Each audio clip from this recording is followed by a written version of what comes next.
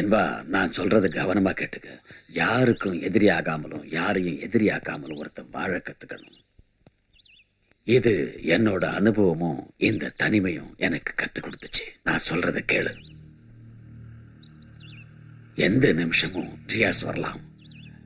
நீ அடிச்சு விட்டது மண்புழு இல்ல, ராஜநாகம். கடிச்சா தெரியும்ல, 6 அடி. அவங்கள பத்தி நான் சொல்லித்தான் தெரியணுமா? ரியாச நீ சுடாம விட்டது உன்னோட துரதிருஷ்டம். ஒரு குடும்பம், ஒரு குலம், ஒரே ரத்தம். குருட்சேத்திர யுத்தத்துல எதிரிங்க வெளியில இருந்து வரல, மத சண்டையும் இல்ல.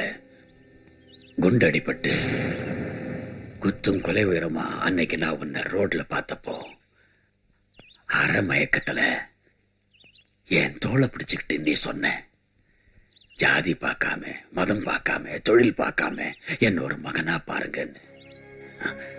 பார்த்துக்கிட்டல்ல, அதுக்கு பலனா ஒன்னு ஆசைப்பட்டேன். இந்த கிழவனோட கட்டை அனாத பணமா போகக்கூடாதுன்னு. ஆமா, நீ என் மகன், என் சொந்த மகன், என்னோட சொத்து. நீ சம்பாதிச்சு பல லட்சங்களை என் முன்னாடி கொட்டின. அதுல இருந்து ஒரு சல்லி காசு கூட எனக்காக நான் எடுத்துக்கல. எல்லாம் வீட்டுல சேஃப்டியா தான் இருக்கு. நீ செய்யறது தப்புன்னு தெரிஞ்சோம் உபதேசம் பண்றதுக்கு எனக்கு எவ்வளவு வாய்ப்பு கிடைச்சோம். நான் ஒரு முறை கூட உன்னை தடுத்ததில்ல. ஏன் தெரியுமா? தப்பு பண்றவன் திருந்துறதுக்கு என்னைக்காவது ஒரு வாய்ப்பு வரும். உனக்கு இப்ப வந்திருக்கு. ஆனா யாரோ எங்கிருந்தோ என்ன கூப்பிடுற மாதிரி இருக்கு மனசுக்குள்ள. பாபா, நீ கிளம்புடா. இல்ல, நீ கிளம்புடா. சூறாவளியை போல வானத்தை கிழிச்சுக்கிட்டு. இல்ல, உங்களை தனியா விட்டுட்டு எங்கேயும் போக மாட்டேன். மரணம் விரும்புறப்ப கிடைக்கிறது புண்ணியம். இந்த நெஞ்சில ஒரு குண்டை பாய்ச்சிட்டு வேணும்னா இங்கே இரு.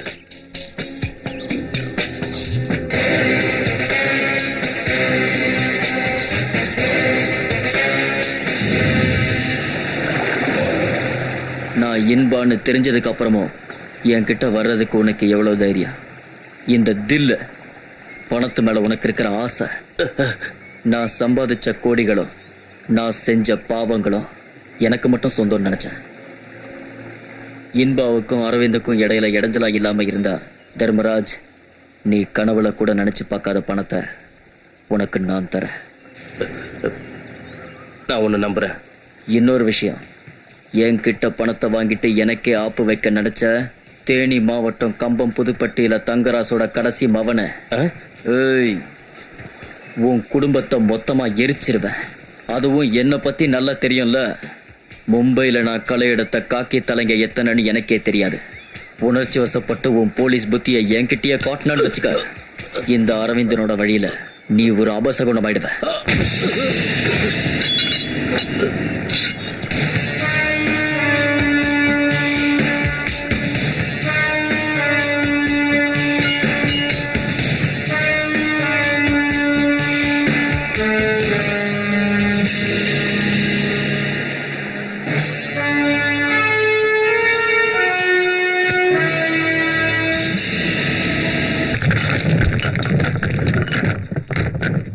என்ன பழி வாங்க நினைக்கிற அவ ஊரு பேரு தெரியாதவனோட போய் சேர்ந்துக்கிட்டு என்ன குனிய வைக்கலான்னு மட்டும் நினைச்சான்னா விடமாட்டான் இந்த பரதன். எந்த கொம்பை அவளுக்கு சப்போர்ட் பண்ணாலும் என்ன செலவானாலும் அரவிந்தனை நான் முடிச்சிடுறேன். ஃபேக்டரி லீடரை கொன்ன மாதிரியே அவனையும் பேக் பண்ணி அனுப்பிடுவோம். நீங்க அதை செய்ய வேண்டாம். அரவிந்தனை எப்படி காலி பண்ணணும்னு எனக்கு நல்லா தெரியும். நம்ம ஃபேக்டரியில் இருக்கிற கல் உடைக்கிற மிஷினை வச்சு அவனை கொன்னரலாம். கல்லுக்கு எதுக்குடா வேலி, புல்லுக்கு எதுக்குடா கோடாலி? ஏய் பரதா, அந்த பிரச்சனையை அவங்கிட்ட விட்டுரு. அவன் கச்சிதமா அந்த வேலையை செஞ்சு முடிப்பான். கிரிமினல் வக்கீல்ல என்னடா? அவனை செய்யணும். செஞ்சாதான் எனக்கு தூக்கம் வரும்.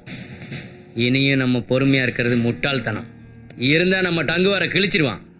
செய்யற வேலை எதையும் விசிறில்லாம முடிக்கணும். கூப்பிடுறேன் எவனையாது.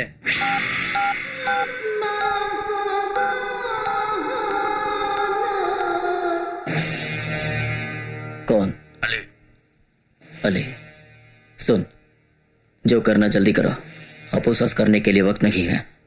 अली, मुझे बाबा को कनेक्शन दे दो। நீ இங்க வரணும் அப்படிங்கறத தவிர வேற எது வேணாலும் பேச நான் கேட்டுக்கிறேன். உன்னை இழக்க நான் விரும்பல என்பா. தெரியும், பாபாவோட ஆசீர்வாதம் எனக்கு எப்பவும் இருக்கு.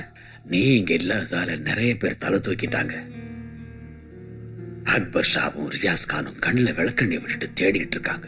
அவங்க எந்த நிமிஷமும் உன்னை கண்டுபிடிச்சிடலாம். பாபா, அதுக்கு முன்னாடியே இங்க ஒரு ஆள் என்ன கண்டுபிடிச்சிட்டான். பவர்ல இருக்கிற ஒருத்தன், போலீஸ் ஆபீசர். என் தலைக்கு 25 லட்சம் ரூபாய் மதிப்பு. எனக்கு வாழ்க்கைய நல்லாவே புரிய வச்சிட்டீங்க. எனக்கு பணம் வேணும். எவ்வளவு வேணும்? எத்தனை லட்சம் வேணும்? 25 லாக். எங்க, எப்படி அனுப்பணும்? என்னோட அட்ரஸ்ல வேண்டாம்.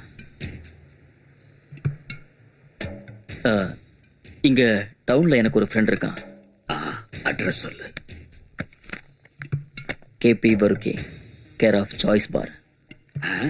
கேபி வர்க்கி,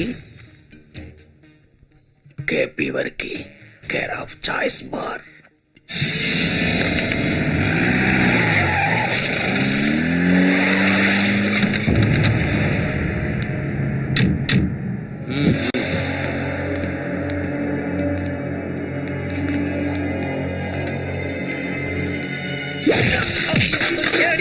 யாரும் அந்த பண்ணாட பையன்? புதுசா வீட்டுக்கு வந்த மாப்பிள்ள அரவிந்தன் எங்கடா? சொல்லு. வாங்கய்யா விஸ்வநாத் ஐயா, என்ன லோக்கல் பாருக்கு வந்திருக்கீங்க நீங்களே? ஒரு கட்டிங் போடேன். என்ன நீ கோட்டரை கொடுக்குறியா? எங்கடா அரவிந்தன்? அவன் யாருன்னு எனக்கு தெரியாது. ஆத்தாடி. அந்த புறம்போக்கு பயல எங்க ஒளிச்சு வச்சான்? எந்த மகாராணி அவனுக்கு அடைக்கலம் கொடுத்தாலும் அவனோட சாவு என் கையால தாண்டா. இந்த கையால. ஏறின போதையெல்லாம் இறங்கிடுச்சுடா சாமி.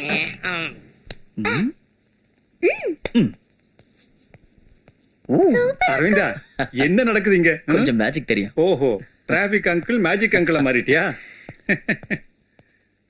இதெல்லாம் எனக்கா? இந்த யூத்துக்கு இவ்ளோ வயசாயிடுச்சு, இனிமே ஐஸ்கிரீமா? உங்களை உன்னோட குசும்பு தான் இவளுக்கு இருக்கு. என்னம்மா ஆச்சு? நீ ஏன் உம்முன்னு இருக்க?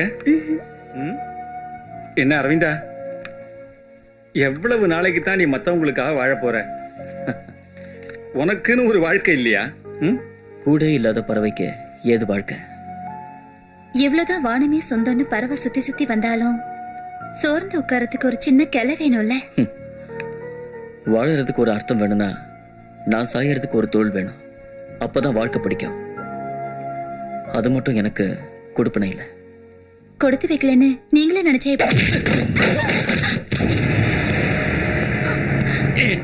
கண்டிக்கிறதுக்கும் தண்டிக்கிறதுக்கும் ஆள் இல்லைனா நீ கூத்தாடுறது தெரு வரைக்கும் வந்துருச்சு இல்லடி? என்ன பரதா இதெல்லாம் உனக்கு?